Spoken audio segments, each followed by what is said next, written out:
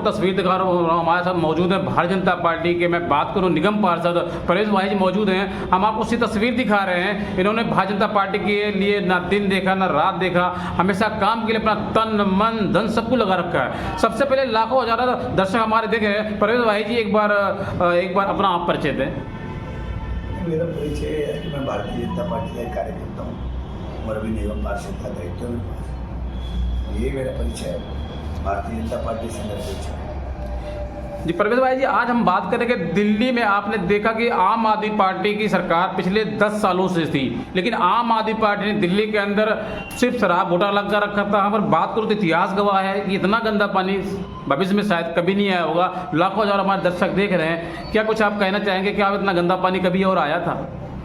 देखिए, वो एक बीते हुए दिनों की बात है। अब एक अच्छा इतिहास, एक स्वर्णिम युग आने वाला है। हमारी मुख्यमंत्री रेखा गुप्ता जी निरंतर प्रयासरत आप देख रहे हैं, और निसंदेह जो है अब वो समय बदलेगा और दिल्ली स्वच्छ होगी। और मुझे लगता है ईश्वर का भी आशीर्वाद रेखा जी और भारतीय जनता पार्टी पर है, क्योंकि आपने देखा होगा कि रात को भी तारे नजर आने लगे, यानी कि पोल्यूशन बहुत कम है। मैं रात को भी देख रहा था, तो मुझे लगता है कि अब भारतीय जनता पार्टी दिल्ली में बहुत काम करेगी। यमुना की सफाई भी करेगी, पोल्यूशन भी साफ करेगी। सड़कें आप देख रहे हैं निरंतर बन रही हैं, कूड़े के जो ढेर है वो भी अब यहाँ से हट जाएंगे, ऐसा मैं पूर्ण विश्वास के साथ कह सकता हूँ।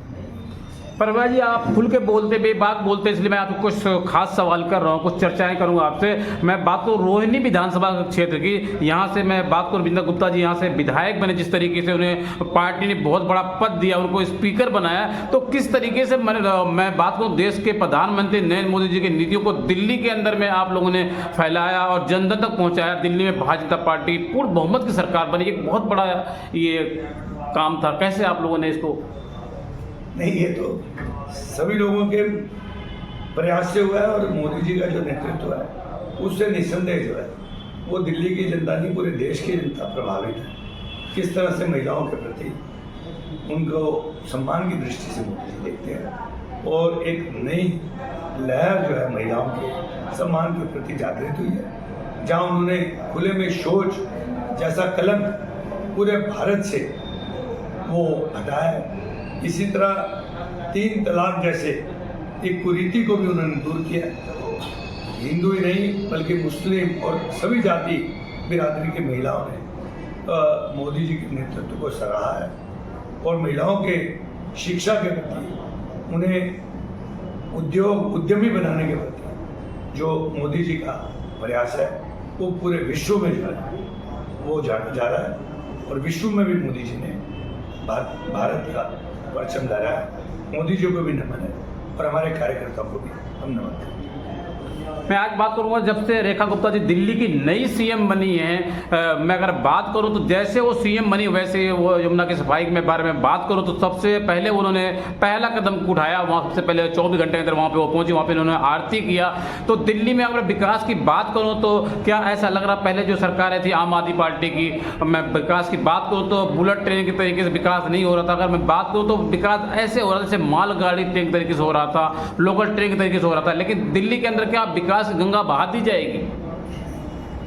ये मैंने आपको पहले भी बताया कि कामों पर विचार, योजनाओं के जो प्रोजेक्ट हैं वो बनने शुरू हो गए कि किस तरह से योजनाएं लागू करनी है, वो शुरू हो गई हैं। अभी 1 महीना भी नहीं हुआ, और ये 21 दिन हुए आज, और ये 20-21 दिन में काम की शुरुआत हो चुकी है।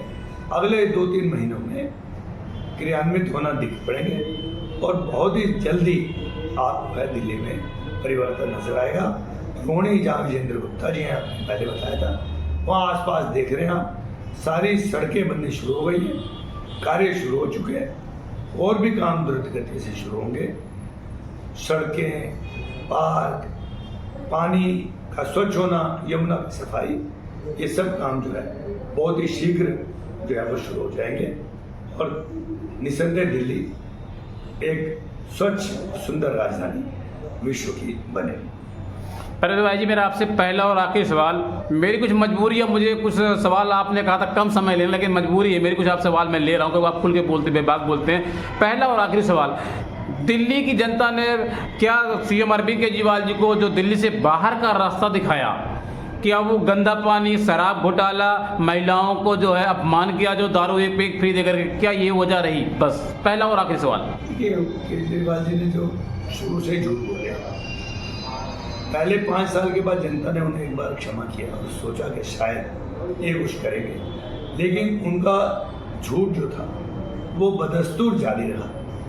और वो कहते हैं ना कि काठ की हांडी बार बार नहीं चढ़ती, तो काठ की हांडी जो है वो 2 बार उनकी चढ़ गई थी, तीसरी बार जो है पूरी की पूरी वो जल गई और जनता ने जो है उनको रास्ता दिखाना ही था।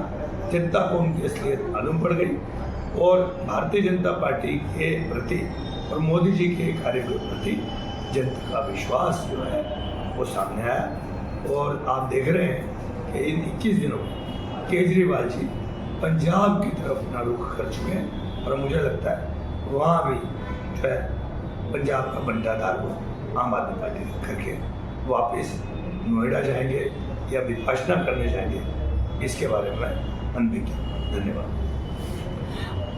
आज मैं आप सबसे बात करूंगा होली के शुभ अवसर पर लाखों हजारों हमारे दर्शक देख रहे हैं, एक बार आप होली के पावन शुभ अवसर पर आप दिल्ली वासियों को क्या कुछ बधाई देंगे, किस अंदाज में देंगे आज आप? होली के इस अवसर पर मैं सभी अपने नागरिकों को, बहनों को बहुत बहुत बधाई देता हूँ और आशा करता हूँ कि ये पर्व उनके लिए खुशियाँ लाएगा, समृद्धि लाएगा और निसंदेह दिल्ली जो है साफ सुथरी बनेगी। हमारा भी सहयोग करें और हमारा सहयोग लें भी। बहुत बहुत धन्यवाद, बहुत बहुत बधाई। तो दर्शकों, इसमें मैं आपको तस्वीर दिखा रहा हूँ सीधी, हमारे साथ अभी आपसी तस्वीर देखते थे भारतीय जनता पार्टी के निगम पार्षद परवेज भाई जी हैं, मौजूद है। हम सीधे आपको तस्वीर दिखा रहे हैं। इन्होंने भारतीय जनता पार्टी के काम के दिन में नहीं देखा, रात में देखा, ये सदैव अपने काम के नाम से जाने जाते हैं। मैं अगर बात करूँ रोहिणी विधानसभा के अंदर तो अपने काम के नाम से जाने जाते हैं। कैमरामैन मैं शाहिद सिंह के साथ, नई दिल्ली।